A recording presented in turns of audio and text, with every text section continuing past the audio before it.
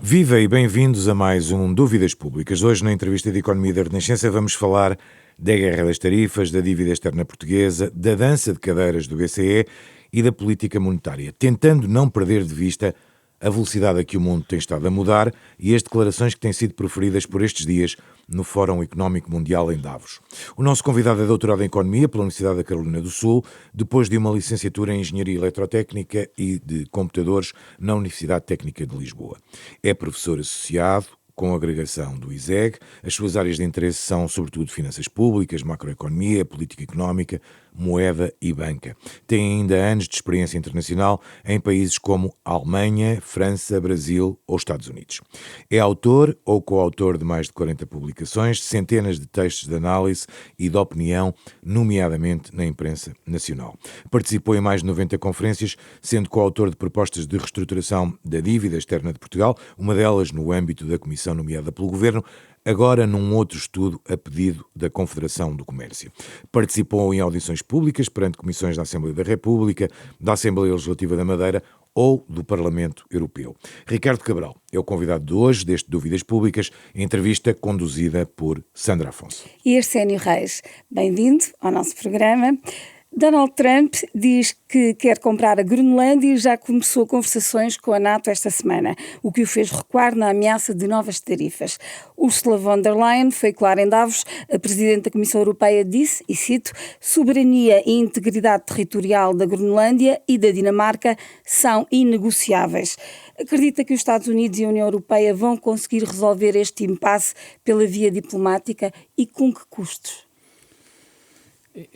Portanto, isto está um pouco no domínio da futurologia e, portanto, eu posso dar um pouco a minha opinião sobre o desenrolar e as dinâmicas, também num contexto histórico. Parece-me que uma boa analogia seria o que aconteceu com Portugal e com o mapa cor-de-rosa, quando a potência hegemónica era o Reino Unido, em que foi feito um ultimato ao rei de Portugal para ceder, digamos, o território africano, as colónias africanas, o território entre Moçambique e Angola, e o rei cedeu esse território, sendo muito criticado e contestado por os políticos da altura, nomeadamente, e essa contestação, portanto, por figuras grandes da nossa política dessa altura, nomeadamente Dias Ferreira, que chegou a ser Ministro das Finanças e Primeiro-Ministro, e que é tio-bisavô de Manuela Ferreira Leite, se não me engano, isso é uma curiosidade, mas dessas críticas, não é? Nasce, digamos, a Primeira República na contestação e com o assassinato do rei, e portanto, mas parece-me, aos olhos de hoje, que a decisão do rei foi razoável. Nós não tínhamos qualquer possibilidade de contestar ou de lutar ou de combater contra o Reino Unido na altura. Aliás, Dias Ferreira defende num texto que eu li já há algum tempo, e eu estou a citá-lo aproximadamente. Dias Ferreira refere que devíamos ter dito que não, e só quando as canhonheiras britânicas chegassem ao Tejo e ameaçassem bombardear Lisboa, é que então sim deveríamos ceder, mas portanto deveríamos ter feito esse passo de não concordar imediatamente com o Reino Unido. E aos dias de hoje temos condições para lutar pela soberania. Devemos lutar pela soberania, neste caso da Dinamarca. Bem, como português, esse é um assunto que não me diz respeito e que, portanto, eu não me identifico com essa luta da Dinamarca pela Groenlândia. E, portanto, da mesma forma que me parece racional a decisão de Portugal em abdicar do território da Groenlândia, do território ultramarino entre Angola e Moçambique nessa altura, nesta fase, não vejo que interesse tem o país em entrar num conflito com os Estados Unidos por causa da Groenlândia. E, portanto, parece-me que isto é um pouco de, digamos, negociação pública entre dois blocos geopolíticos, que há muita insatisfação dos países, sobretudo do norte da Europa, com a posição dos Estados Unidos, mas parece-me que pode ser apenas, digamos, técnica negocial, um bater de peito para publicamente chegarem a um acordo financeiro ou outro entre Dinamarca e norte da Europa e Estados Unidos. De qualquer forma, penso que a nós, Portugal, não nos diz respeito e não é do interesse nacional estar numa dessas questões. Das leis.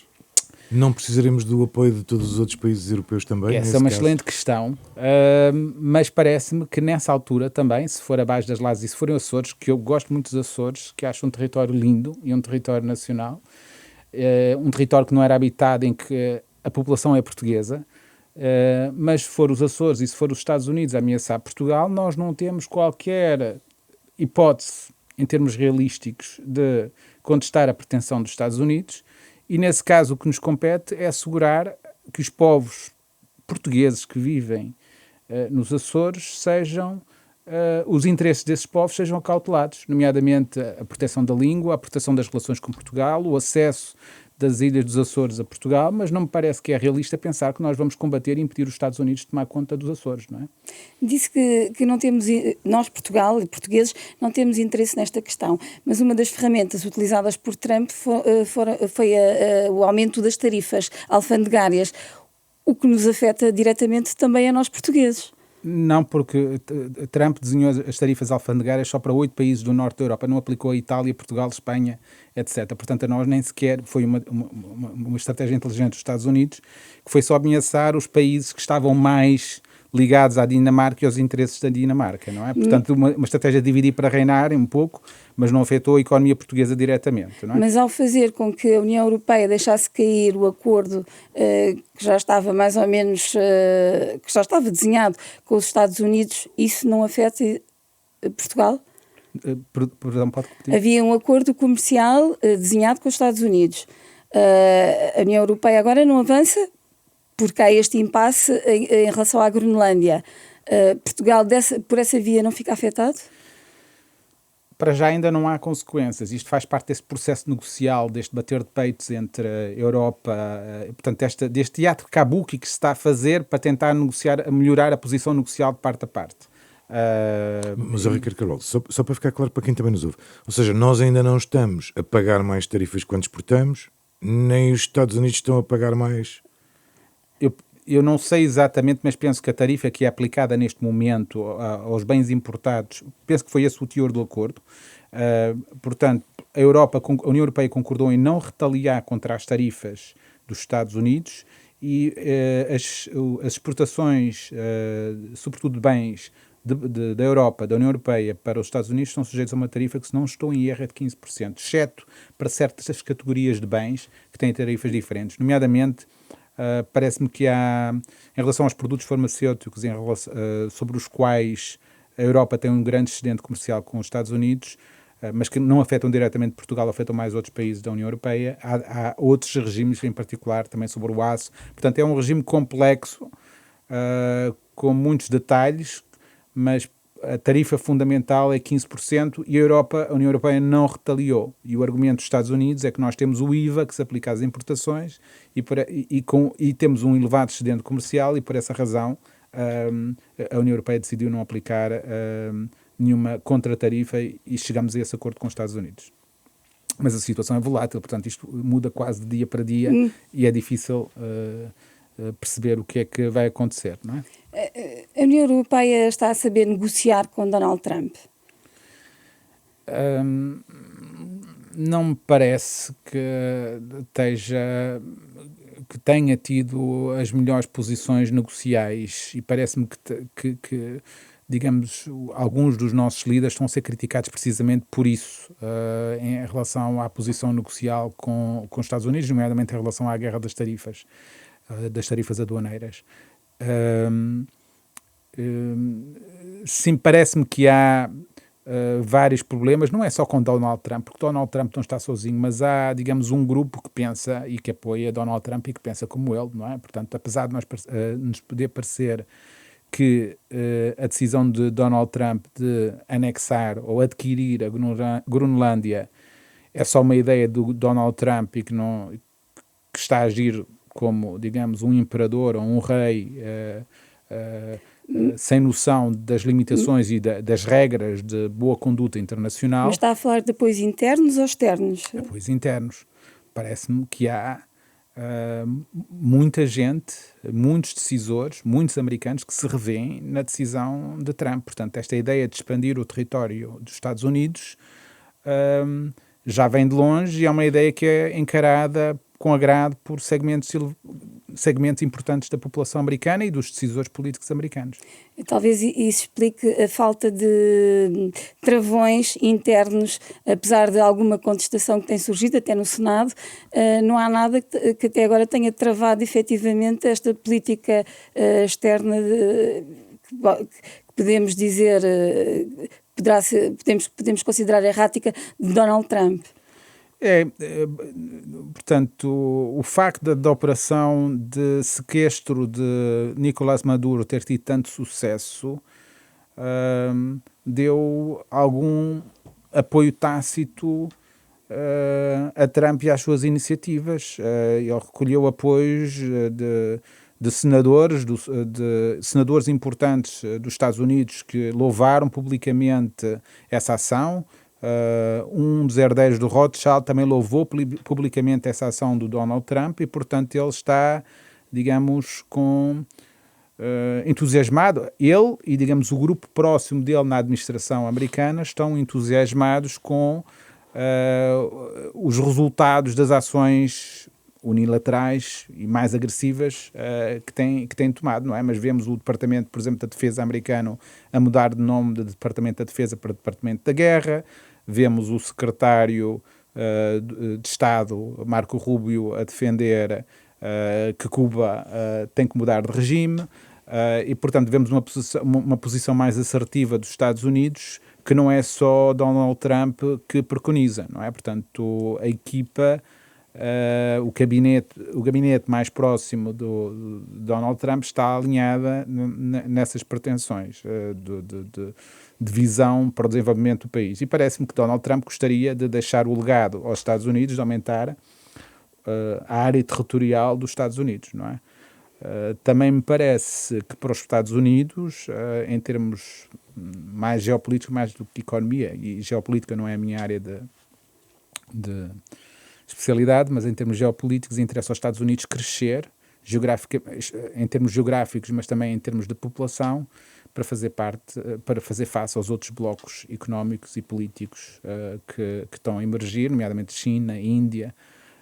Parece-me que esse é um objetivo estratégico. Já que já levou a conversa para o plano internacional, já voltamos à União Europeia, mas este ataque à Venezuela, um dos motivos apontados foi o petróleo, mas a verdade é que tivemos aqui neste programa o representante das petrolíferas que disse que o mercado não precisa verdadeiramente, nem a curto nem a médio prazo, do petróleo venezuelano. Terá sido o petróleo um dos grandes motivos de Trump para esta ofensiva à Venezuela? Ou os tais interesses geográficos que agora acabou de apontar? Eu penso, portanto, quando há uma decisão de política pública, e esta é uma decisão também, não é? Há sempre variados interesses que confluem ou não confluem e que podem se esconder numa única narrativa. Mas, portanto, há sempre... Nós, como público em geral, estamos a tentar interpretar o que é que está a acontecer por trás de uma narrativa. E parece-me que Trump e a sua equipa podem ter interesses ligeiramente diferentes, ou, digamos, argumentos ligeiramente diferentes que confluem numa narrativa. O Donald Trump, enquanto presidente, tem sido, e mesmo enquanto jovem, tinha defendido sempre, ou seja, parece-me que é uma ideia fixa pessoal dele, a ideia do petróleo, que nós temos de ficar com o petróleo, e que faz parte da vivência dele e da experiência pessoal dele, não é? Daquilo que eu tenho lido, a perspectiva de utilizar o petróleo da Venezuela não é assim tão simples quanto possa parecer a Donald Trump. Ou seja, o petróleo é um petróleo de um tipo que é de muito difícil extração, que tem elevados custos, que são precisos investimentos. Tem uma refinação mais cara. Exatamente. Tem tudo isso. Não é? Tem tudo isso, tem um processo ou seja, não é um petróleo que jorra nos poços como na Arábia Saudita, portanto, para aumentar a produção vai demorar anos, é preciso investimento muito grande ao longo de décadas que não esteja em risco com novas reviravoltas de Donald Trump ou da administração americana, ou mesmo uma situação de instabilidade política ou militar na Venezuela. Por conseguinte, eu não vejo que o petróleo possa ser...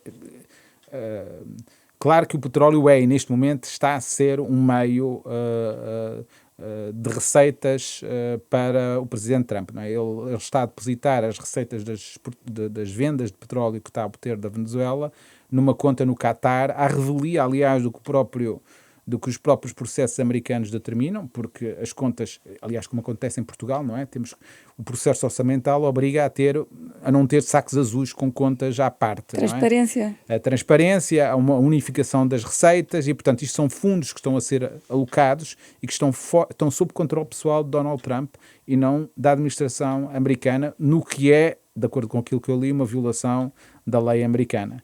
Mas não acontece nada, não é? Não parece que os mecanismos estejam a funcionar para obrigar Trump a alterar esse estado de coisas. Note-se que no passado esse esquema foi utilizado para financiar o escândalo de Irã contra, não é? Com fundos que eram canalizados por outros países, por outros políticos americanos, mas que, portanto, a certa altura foram corrigidos e ocorreram escândalos por causa desse tipo de artifícios.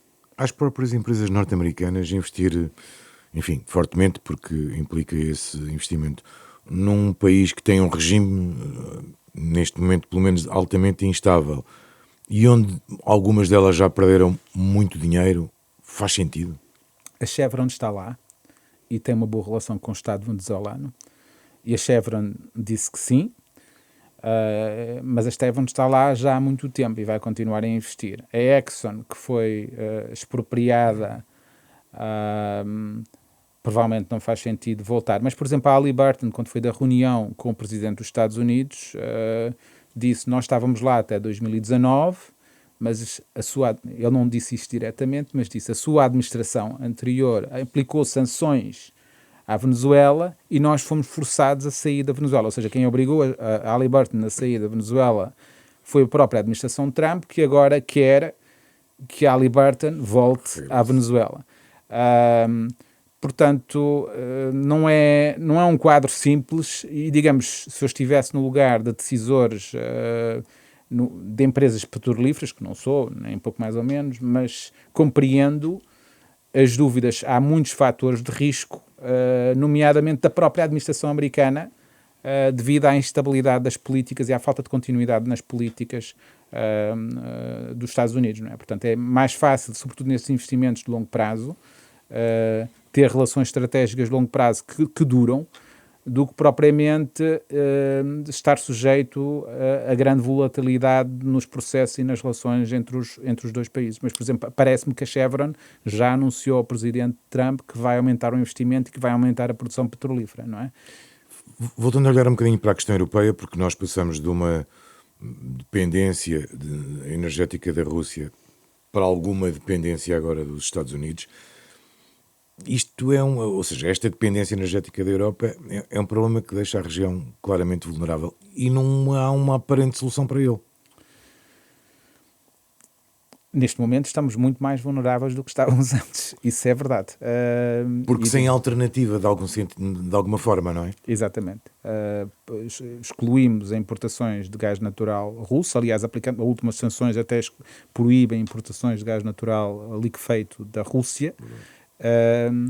E estamos cada vez mais dependentes de importações de gás natural dos Estados Unidos, e há quem refira, houve um artigo a sair na revista Político, a referir que a negociação entre a Europa e os Estados Unidos em relação à Groenlândia ou seja, que a União Europeia está numa posição frágil, até porque os Estados Unidos podem retaliar com o petróleo. Com o gás natural. É mais importante o gás natural do que o petróleo.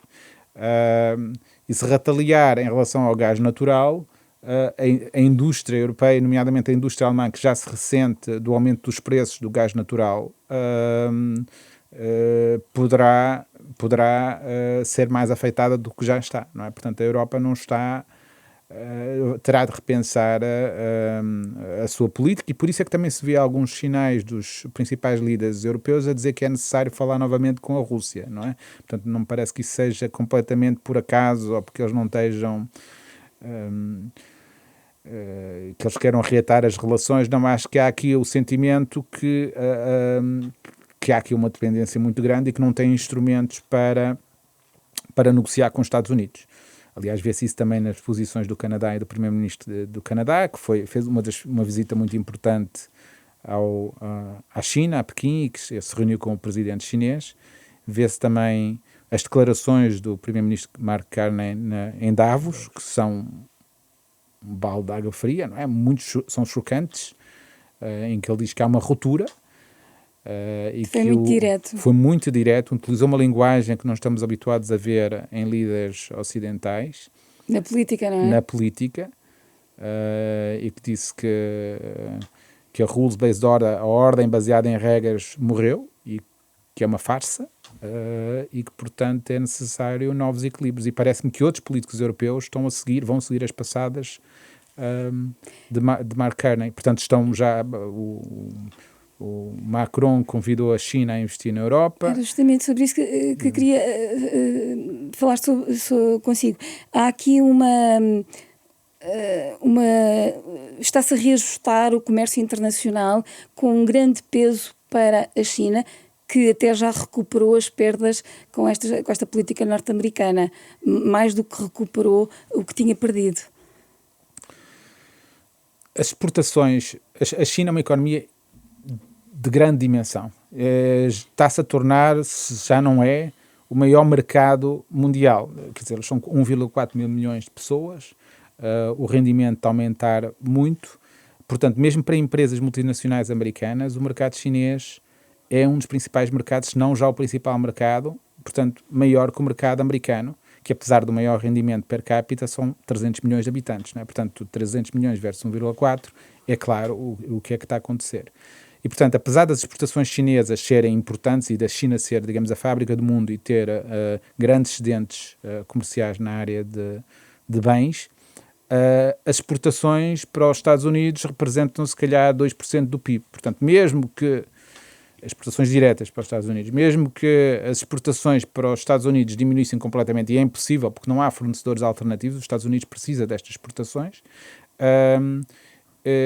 a China não iria sofrer grandes consequências diretas dessas sanções, e por isso é que vimos as negociações, portanto, vimos aquele escalar de tarifas até chegarem a 145%, e depois vimos um entendimento, um recuo dos Estados Unidos, e portanto as tarifas são atualmente muito inferiores. Vimos também a China a criar novos tipos de sanções, e isto relembra um pouco, digamos, e os Estados Unidos também, por sua vez, e a Venezuela pode ser entendida nesse contexto. Ou seja, a China restringiu o acesso a metais raros, nomeadamente para a indústria de defesa americana, e vemos os Estados Unidos, nomeadamente em relação ao Irão e também à Venezuela, digamos, pôr em causa fornecedores de petróleo da China. E isto faz lembrar um pouco a dinâmica entre Estados Unidos e Japão na Segunda Guerra Mundial. O presidente Roosevelt estava, digamos, a asfixiar o Japão na altura, aplicando sanções e restringindo o acesso ao petróleo, e isso foi uma das razões que levou o Japão imperial a atacar os Estados Unidos surrepticiamente em Pearl Harbor e a tentar assegurar petróleo. Eu não estou a defender o Japão imperial de todo, que fazia crueldade imensa pelo Sudeste Asiático. É uma análise às decisões que foram tomadas na altura e às razões. É uma análise de, digamos, que estes processos, a guerra não acontece num vazio, acontece na sequência de vários episódios.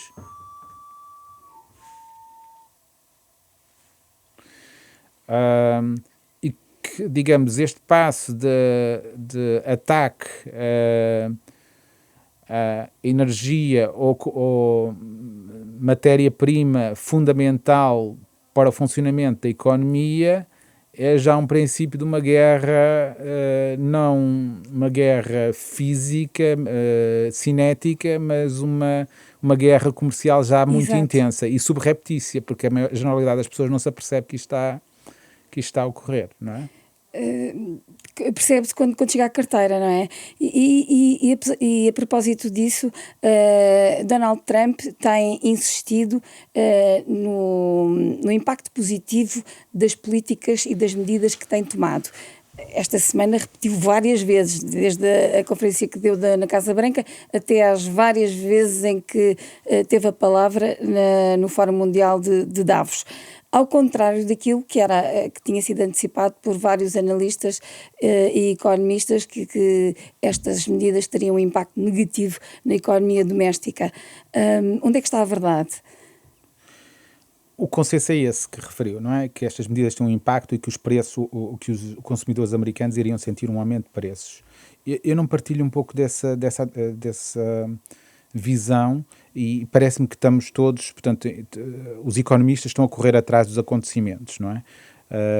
A minha tese, e eu não tenho hipótese, portanto, ainda não, isto é uma hipótese não testada e não verificada empiricamente, mas a minha tese é que isto tem um efeito em três grupos, portanto, nos exportadores, nos consumidores e nas empresas multinacionais americanas, sobretudo. Também tem impacto nas receitas federais das administrações públicas americanas, e esse impacto é claramente positivo, portanto, estão a recolher receitas fiscais que serão se calhar 300 mil milhões ou 400 mil milhões de dólares, portanto, são receitas muito significativas. Agora, quem é que paga isso? Os fornecedores pagam na China, sobretudo na China e noutros países. Na China penso que relativamente pouco.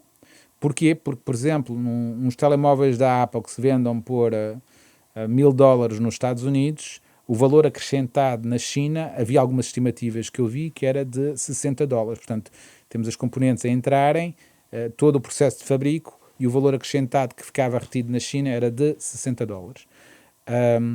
Depois, esse produto é capaz de chegar à Europa e aos Estados Unidos com um preço de transferências de $600.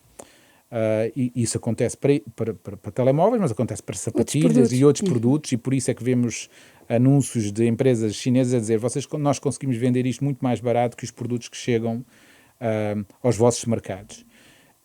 E, portanto, o que nós temos imaginemos, temos um produto que custa 10 euros a produzir na China e que é vendido ao consumidor final por 100 euros, temos uma margem de lucro muito elevada das multinacionais.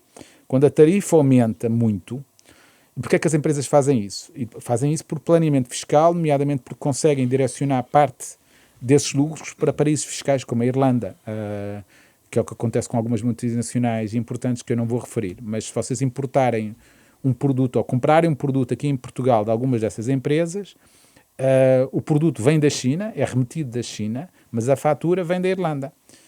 Essas empresas nem sequer têm atividade económica cá em Portugal, portanto pagam pouquíssimo imposto cá, pagam o IVA, mas não pagam o imposto, eu não sei exatamente a estrutura fiscal. E até o IVA depende do valor do produto?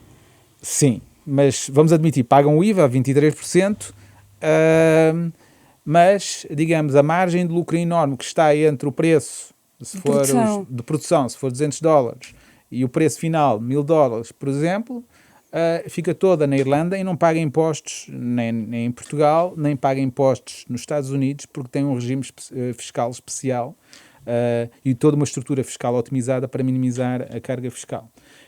E, portanto, agora, quando introduzimos as tarifas, se introduzimos tarifas de 25%, ou se os Estados Unidos introduzem tarifas de 25%, isso altera todo o planeamento fiscal dessas empresas e os preços de transferência fiscal. Portanto, quem suporta, na minha opinião, a maior parte dos custos destas tarifas, e isto é apenas um palpite educado, mas eu não, como disse, não investiguei a questão a fundo, serão as multinacionais americanas. E, portanto, é interessante, é uma forma de evitar um pouco planeamento fiscal agressivo por parte dos Estados Unidos, e tem receitas importantes. Ou seja, não acho que sejam... Para alguns produtos serão os consumidores americanos que terão a pagar a maior parte, mas parte do custo está a ser suportado por multinacionais americanas que pagavam taxas de IRC muito baixas.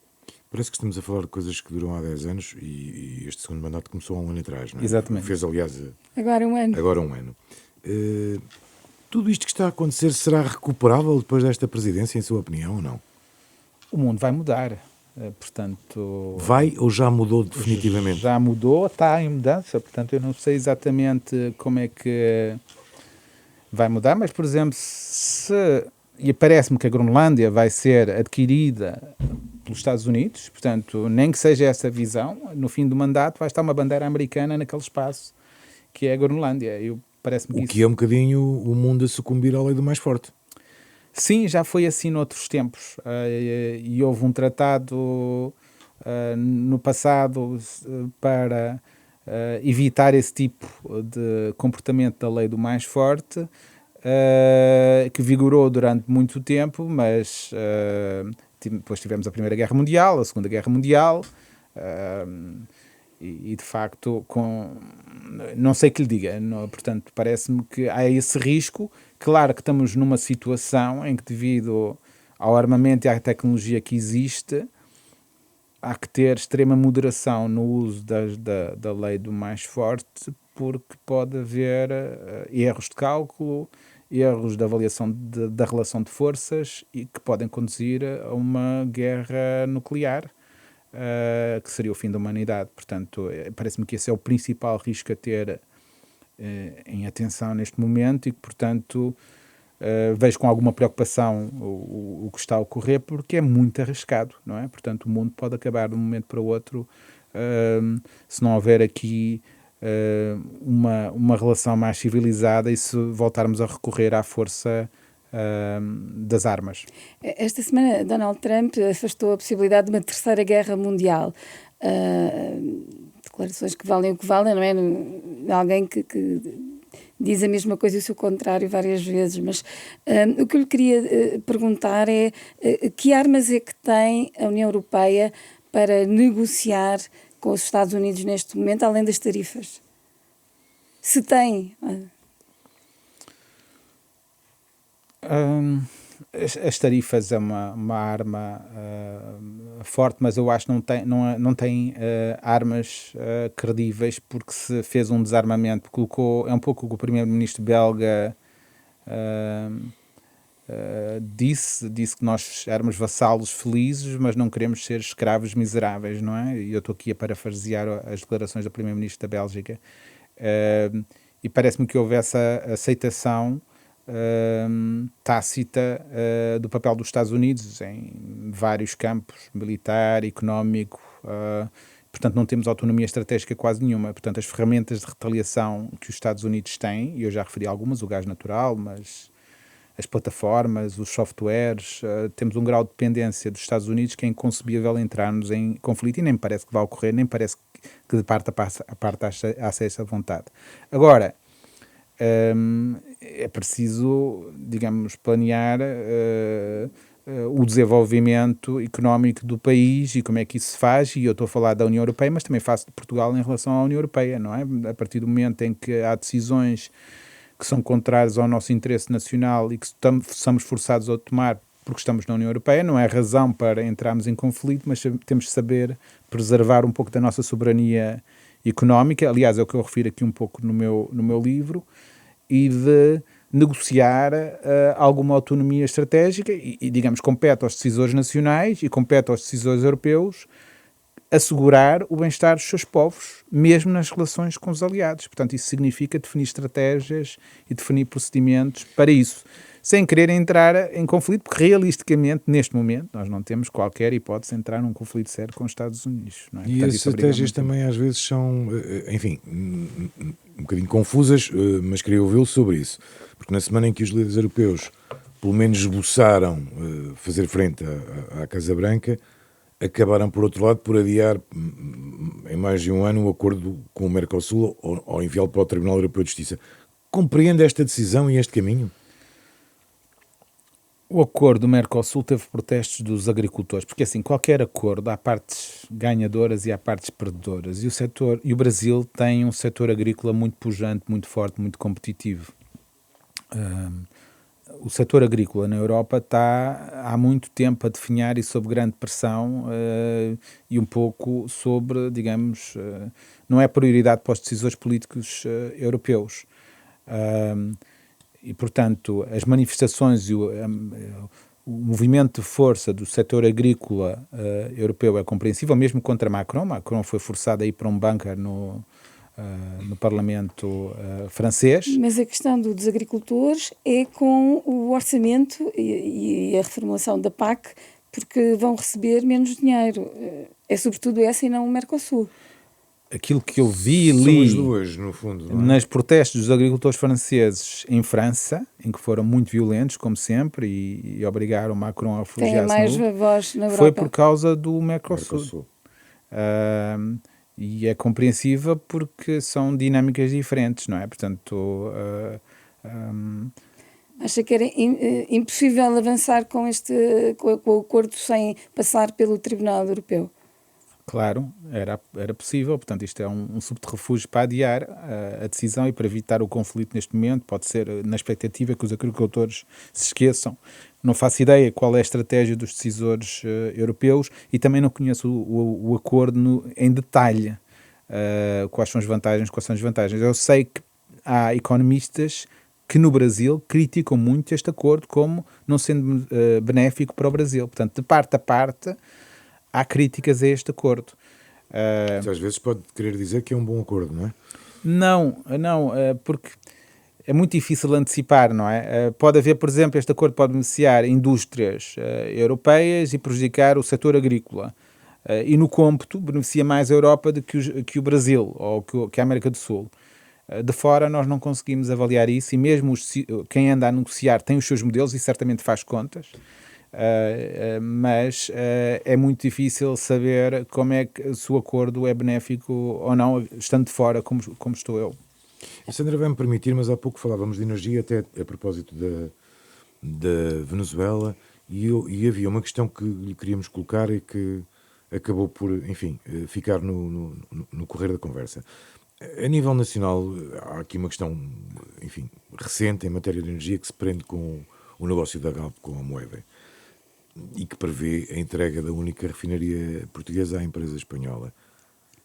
Isto é avisado? A empresa é detida maioritariamente por um grupo privado português e pela Sonangol e tem tomado algumas decisões que eu me questiono, não é? Portanto, em que me parece que o Estado se tem demitido da sua função de decisões estratégicas. Houve o encerramento da refinaria em Matosinhos, precisamente no ponto em que as margens de refinação eram mais baixas, e penso que o gestor na altura depois, o CEO foi afastado, na sequência disso e também numa decisão relacionada com o hedging das importações de gás natural, portanto, que resultaram em prejuízos para a Galp. Depois houve mais uma decisão recente que foi muito contestada, que levou à queda das ações em bolsa de 15% num dia por causa de um acordo a que chegaram em relação a uma operação de uma exploração petrolífera, penso que em África, mas não tenho a certeza dos detalhes. E vejo agora este grande negócio novamente de forma estranha, não conheço os detalhes, mas parece-me que isto foi um património que foi construído ao longo de décadas e estão a ser tomadas decisões muito grandes sem que sabemos se os nossos interesses nacionais estão acautelados. O Governo pode fazer alguma coisa? O Governo tem 7% ou 6,tal% das ações da Galp, e o Ministro da Economia já se pronunciou sobre isso e parece-me bem, disse que é uma empresa estratégica e que o Governo tem que avaliar, e acredito que o fará. Mas a Ministra do Ambiente viabilizou o acordo já. Pois, terá de ser o Conselho de Ministros, não sei quem é que vai fazer, portanto, penso que o Governo tem que indicar à parte pública como é que vai votar em relação ao acordo. Parece-me que deveria ter uma avaliação interna sobre os méritos dessa decisão. Sei que há outros projetos de refinarias, nomeadamente a Repsol, penso que vai construir uma grande refinaria em Portugal, portanto não sei se isso faz parte de um acordo entre os dois governos, mas sim, nós temos recursos e infraestruturas que são importantes para o funcionamento da economia portuguesa, como se viu aliás no apagão o ano passado, e convém que o Governo de Portugal, novamente em referência àquela palavra, tenha portanto, a preocupação fundamental do Governo de Portugal é assegurar o bem-estar dos portugueses. E na medida que uma decisão em relação a essa fusão pode afetar o bem-estar dos portugueses, acho que o Governo de Portugal tem que avaliar e decidir se faz sentido ou não. Passamos agora à questão da dívida antes do BCE. É autor de vários estudos sobre este tema. No mais recente apresentado esta semana, sublinha que, apesar da descida consistente da dívida, esta continua a prejudicar o financiamento e o crescimento. Eu começava por lhe perguntar porque é que a redução da dívida é tão importante para a economia, para contextualizar os nossos ouvintes.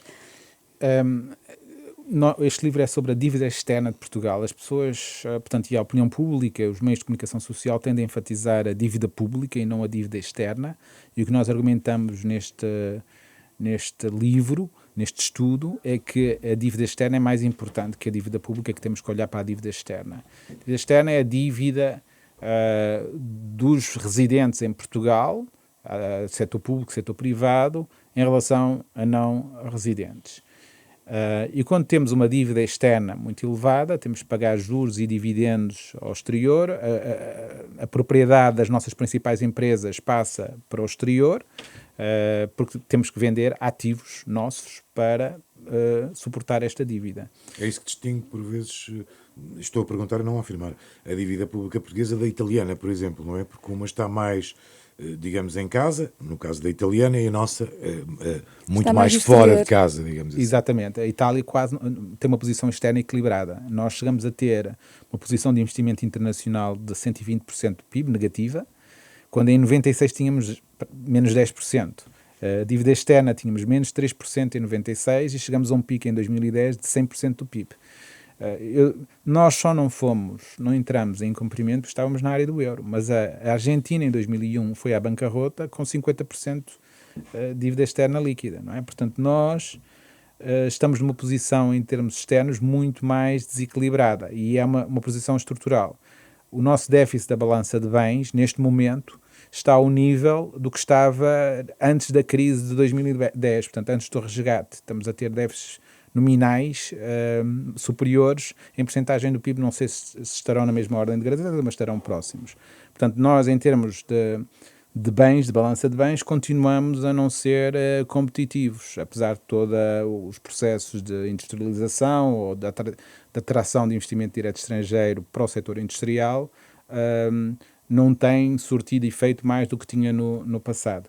A grande diferença foram as exportações de serviços, nomeadamente de serviços turísticos, que permitiram, digamos, um verdadeiro milagre, que é nós termos uma balança corrente de capital equilibrada e ligeiramente excedentária hoje. Portanto, vamos chegar este ano com um excedente da balança corrente de capital próximo de 3%, ou entre 2% e 3% do PIB, o que é uma raridade, nunca aconteceu, no sentido que sempre que a nossa economia crescia mais do que o resto da União Europeia, nós entrávamos nos déficits e tínhamos uma crise de balança de pagamentos.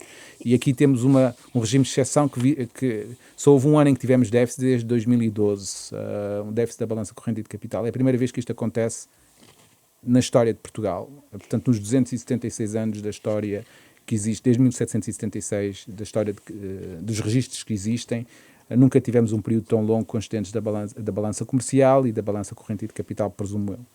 E o que defendem é que é possível ir ainda mais longe e para isso deixam 4 sugestões, 4 medidas que o Governo, que recomendam ao Governo, no fundo.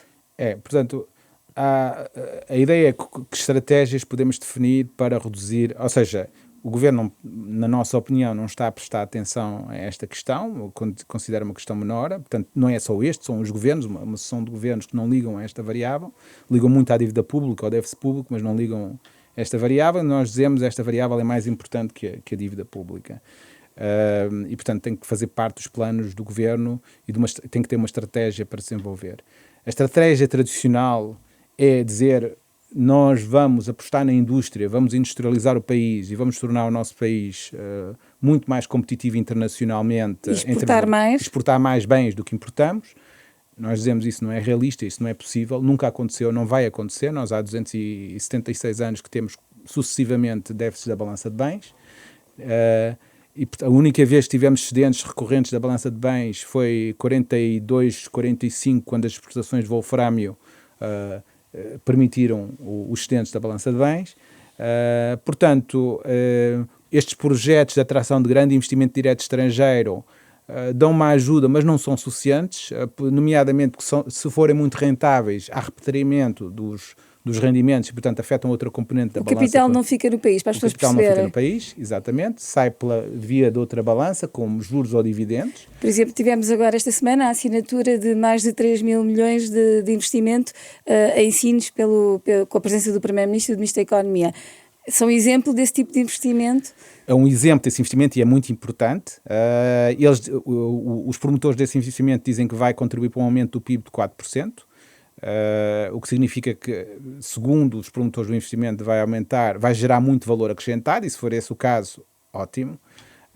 Agora, interessa saber o efeito nas exportações líquidas, mas acho muito bom, acho excelente. É o grande, depois da Auto Europa, é o grande projeto de investimento direto estrangeiro na área industrial e, portanto, de todo eu quero criticar o investimento. Acho que é muito positivo que venha, mas acho que essa estratégia é importante, mas não é essa estratégia que nos vai permitir aumentar a industrialização do país, porque eu estou a ver o que é que está a acontecer noutros blocos económicos, nos Estados Unidos, na China, e eu acho que eles não estão parados, estão a avançar e estão a tornar-se cada vez mais competitivos, e será difícil à nossa indústria aumentar tanto a sua competitividade que não só, que digamos, tenha ganhos de cota de mercado muito significativos face aos restantes países do resto do mundo.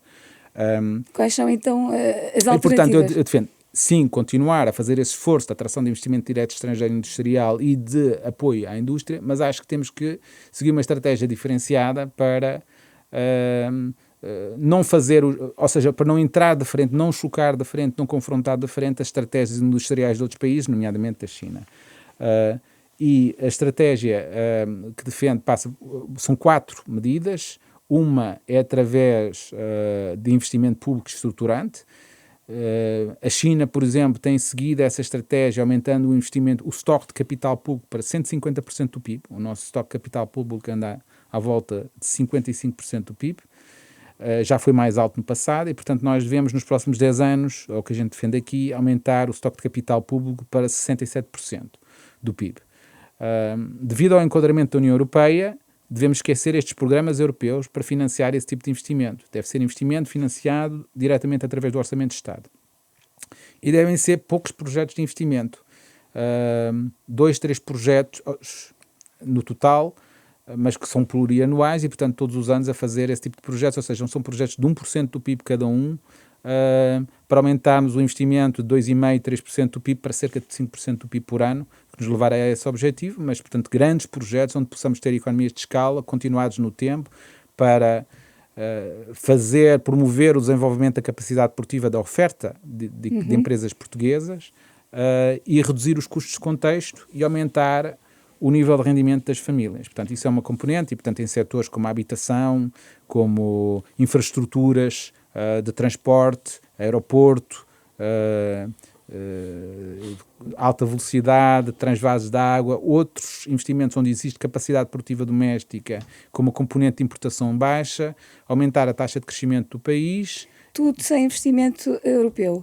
Tudo sem investimento europeu. Só com o investimento do Orçamento de Estado nós temos capacidade financeira para fazer.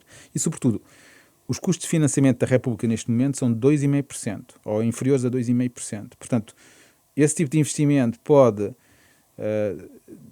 ser direcionado para investimento de grande dimensão em infraestruturas, com externalidades positivas e com taxas de internas de rentabilidade que nenhum privado faria. Porque um privado, para fazer um investimento arriscado, exige 15% de rentabilidade, enquanto o Estado não precisa ter esses 15% de rentabilidade para fazer esse tipo de investimentos. E por isso também eu defendo que, nesse caso, não deveríamos recorrer a parcerias público-privadas que, na prática, o que fazem é aumentar a taxa interna de rentabilidade, porque os privados só vão fazer o investimento se for rentável para ele, mas ao fazerem isso, estamos a ter custos de financiamento muito superiores aos custos de financiamento da República, que são, digamos, aquilo que dá vantagem ao Estado em fazer investimento público direto, não é? Isso é uma das estratégias. E para quê? Imaginemos que uma família que tem custos com a habitação muito mais baixos do que tem agora, que fica com mais rendimento disponível. Imaginemos para as empresas melhores infraestruturas, vias de comunicação, meios de transporte mais rápidos, melhores transportes para a Europa. Portanto, são tudo vantagens competitivas que a economia portuguesa ganha dinamizando o mercado interno. Mas, por outro lado, defendem também, sem recorrer aos fundos europeus para investimentos, defendem mais transferências da União Europeia. Exatamente, esse é o segundo aspecto. Nós em Portugal temos a percepção que somos responsáveis por não saber aproveitar as oportunidades que a Europa nos dá, e essa é uma visão que não me parece correta da situação. Ou seja, a moeda única foi criada, começou a ser pensada em 1972 com o relatório Werner, em 1974 a 77 com o relatório McDougall. São relatórios encomendados pela Comissão Europeia, em que definiram as condições mínimas para a criação da moeda única. E uma dessas condições foi a existência de transferências orçamentais dos países ricos e das regiões ricas para as regiões pobres. Sem isso, eles diziam, a moeda única não funciona. E portanto, não há união monetária em país desenvolvido algum em que não existam transferências orçamentais. Só aqui na área do euro é que não existem. E, portanto, isso é quase como perder na secretaria. Este tipo de arquitetura da área do euro está a custar desempenho às empresas portuguesas e à economia portuguesa, que é pequeno, 1%, 1,5%, mas que se sente todos os anos consecutivamente. Acumulando, não é? Vai acumulando.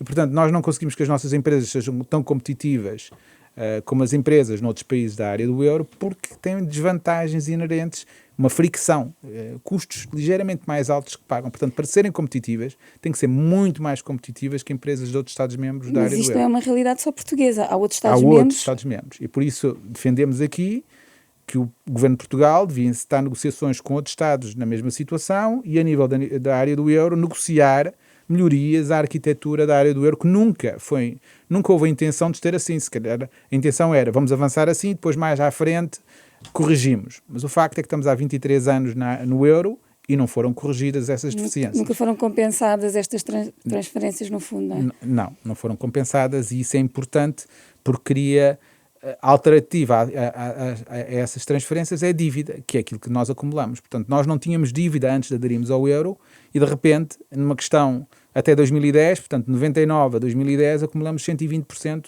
do PIB de dívida. Isto não foi por acaso, não é? Isto foi devido à forma como a área do euro foi construída. E o resgate que se faz a Portugal pelas autoridades europeias é um apertado de cinto muito grande, para tentar evitar um acumular de dívida. Não foram transferências orçamentais. A Europa é um clube de credores e devedores. Exatamente. Porque o simétrico, portanto, os países do Sul acumularam dívida, mas os países do Norte acumularam créditos devido à construção da área do euro. Não é? Portanto, é preciso reconhecer isso, e há declarações de altos responsáveis, por exemplo, do antigo governador do Banco Central da Holanda, que diz precisamente isso: nós beneficiamos com o euro. E há cálculos que estimam os benefícios em termos quantitativos do euro para países como a Alemanha, a Holanda, e os prejuízos para países como a Itália, Portugal, Espanha e Grécia. Não é? Portanto, isso é uma discussão que deve ter sido racionalmente, sem complexos, de ver como é que podemos melhorar a arquitetura da área do euro para melhorar a situação. Rapidamente eu resumo a terceira e a quarta medida como mais rigor orçamental. Exatamente. A terceira é em relação à política de gestão da dívida pública e política da dívida pública. Mas, digamos, é melhorias do controle do processo orçamental.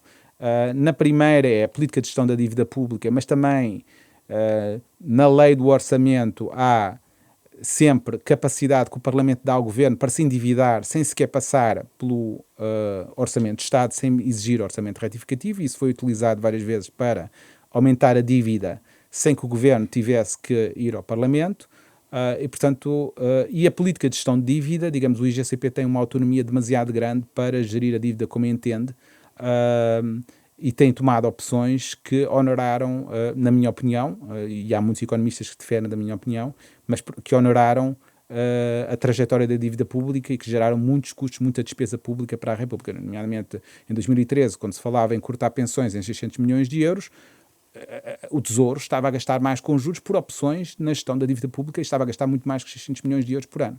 Portanto, a partir do momento em que há uma organização tecnocrática alheia ao Parlamento e sem escrutínio, que está a gastar muito dinheiro sem, na minha opinião, o necessário escrutínio orçamental, é necessário que olhemos para o processo orçamental e o melhoremos. Em relação à segunda, faz parte, portanto, também é no processo orçamental e faz parte dos resgates a empresas que são consideradas estratégicas, como o BES, como a EFASEC, como a TAP, Banif, etc., que honoraram as contas públicas em muitas dezenas de milhares de milhões de euros, e em que depois, devido às regras de ajuda de Estado da União Europeia, o Estado está obrigado a vender em más condições e a maus preços esse património com enormes menos-valias para o país. Digamos, o Estado adquire essas empresas e resgata essas empresas com recurso a dívida contraída no exterior, dívida que aumenta a dívida externa líquida e dívida que gera juros, portanto aumenta a despesa com juros. Portanto, nós defendemos neste relatório, neste livro, que o Estado, que deve ser criada, que a Assembleia da República deve criar uma lei quadro da dívida pública, uma lei quadro para resgates de empresas estratégicas e reprivatizações de empresas estratégicas, de forma a assegurar que desses processos não decorrem enormes menos-valias, enormes perdas de património público. Ricardo Cabral, todas estas medidas são olhando para a frente, não é? São sugestões, no fundo. Eu queria só que me perdesse 30 segundos e comece a apelar o seu poder de síntese, porque o nosso tempo está mesmo quase a escoar-se. E que avaliação é que faz da política económica que o Governo tem tido? O Governo tem seguido uma política económica que é interessante, deste Governo, portanto. Tem seguido uma política económica que é tentar manter, digamos, a boa situação macroeconómica e orçamental que vinha do passado. Parece-me que há linhas políticas claras e ideológicas no sentido de reduzir impostos sobre empresas, sobre o fator capital e sobre, digamos, os segmentos da população com maior rendimento. Parece-me que também há uma tentativa de mudar algumas peças importantes do enquadramento político, nomeadamente, não sei se irá para a frente ou não, mas, por exemplo, uma eventual privatização da segurança social. Algumas propostas que eu vi que pareciam sugerir isso, não é? Criação de contas poupança não tributadas, que era uma forma de privatização da segurança social. Portanto, há essas medidas, digamos, que fazem parte de um debate entre esquerda e direita de há muito tempo, e parece-me que o Governo está a avançar nessas medidas.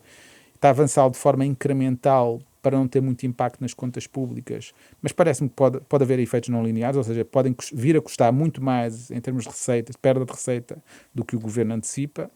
Por outro lado, parece-me que teve, o brilharete da política económica do Governo foi usar a política orçamental para ir buscar eleitorado que tradicionalmente pertencia à esquerda, nomeadamente ao PS. Portanto, nesse âmbito acho que seguiu a política do Governo Regional da Madeira. Portanto, há uns anos atrás, o Miguel Albuquerque, o Presidente do Governo Regional da Madeira, para ganhar as eleições, assegurou aos professores a reposição do tempo de serviço, e bem, e este Governo ganha ao PS fazendo exatamente a mesma coisa na República. Portanto, tiveram, parece, uma política mais avisada, porque fazia sentido, não é? Portanto, o setor público estava sem aumentos salariais nominais durante muito tempo e, portanto, é uma estratégia pragmática de conquista do eleitorado, mas que tem o seu cariz ideológico e político muito forte, muito acentuado, não é? Ainda sobre o BCE, é importante, esta semana os ministros das Finanças do Euro indicaram um nome para vice-governador do Banco Central Europeu, o croata, governador do Banco Central da Croácia. Pelo caminho ficou Mário Centeno.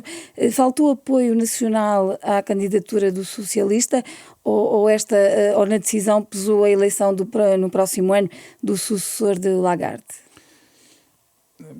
Parece-me que Mário Centeno nunca teve hipóteses realisticamente. Portanto, a estrutura do Conselho de Governo do BCE, há uma comissão executiva com 6 membros. Os países grandes têm sempre 2 membros no Conselho de Governo, 4 na comissão executiva. Portanto, Espanha, França, Alemanha e Itália. Portanto, há 4 lugares que estão reservados para esses países. E, portanto, há 2 que circulam entre os outros países todos. Vítor Constâncio já foi vice-presidente do Banco Central Europeu. E, neste momento, António Costa é presidente da União Europeia, não é? Portanto, não me parece que um outro português tivesse qualquer hipótese de ser cooptado para vice-presidente do Banco Central Europeu, embora pareça-me que a relação entre Christine Lagarde e Mário Centeno era muito próxima e Christine Lagarde confiava muito na opinião de Mário Centeno. Portanto, se calhar foi isso que... Estou a especular porque não sei o que é que se passou, não é? Claro. Mas parece-me que foi isso que terá levado o Mário Centeno a avançar. Mas politicamente e em termos de estrutura e de funcionamento parece-me que houve mais uma... E quem é que, na sua opinião, poderá ser, no próximo ano, eleito sucessor de Lagarde na presidência do BCE? Têm sido apontados alguns nomes, como o Olli Rehn. Olli Rehn parece-me um candidato muito fraco, mais depressa olharia para o representante no BCE da Irlanda, eventualmente alguém que venha da Bélgica, portanto será, mas não sei quem pode ser. Também uma candidata, portanto o outro braço direito de Lagarde era uma alemã, que me está a falhar o nome agora, seria uma possibilidade ela ser cooptada, mas não sei, portanto parece-me que não vai ser desta que vai um alemão para o Banco Central Europeu neste contexto. Parece-me que França e a Itália provavelmente não verão com bons olhos, mas é sempre uma possibilidade, não é? Estamos a terminar. Para conhecermos melhor os nossos convidados, pedimos sempre que escolha um tema musical que seja do seu agrado, pode ser a música da sua vida. Posso pedir-lhe que nos revele o que escolheu e porque é que fez essa escolha? Sim, eu gosto muito de cinema e de filmes. Eu vou fazer uma não escolha, que é o tema de piano do filme Interstellar, porque é só com base em pequenos acordes muito simples e é uma música fantástica que nos fala sobre o futuro da humanidade, sobretudo neste contexto em que estamos com riscos existenciais grandes. Mas a música que eu escolhi é Goodbye Yellow Brick Road, de Elton John, que é do filme American Hustle, porque achei o filme também uma coisa fantástica e brilhante e que gosto muito. Fica feita a escolha musical do economista Ricardo Cabral, convidado de hoje deste Dúvidas Públicas, a quem obviamente agradeço a presença. Esta entrevista contou com o cuidado técnico de Beatriz Garcia, sonoplastia de João Campelo, imagem de Ricardo Fortunato. A entrevista está disponível no YouTube, em podcast, sempre em rr.pt. Até para a semana. Uma boa semana.